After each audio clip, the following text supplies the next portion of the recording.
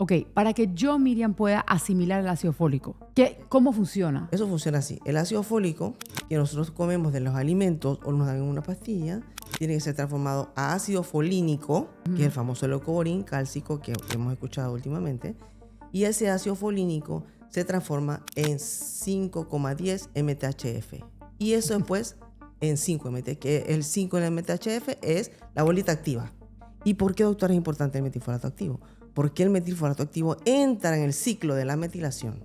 Ese ciclo de la metilación tiene la función de que el cuerpo pueda detoxificarse, de que el cuerpo pueda regenerar su DNA, su RNA, sus proteínas y sus lípidos. Y por otra parte, el que no entra en ese ciclo correctamente va a tener mayores tendencias a enfermedades tromboembólicas, a infartos y a pérdida de embarazo si eres mujer. Entonces es muy importante tener el ácido fólico activo, o sea, el 5-metilfolato activo.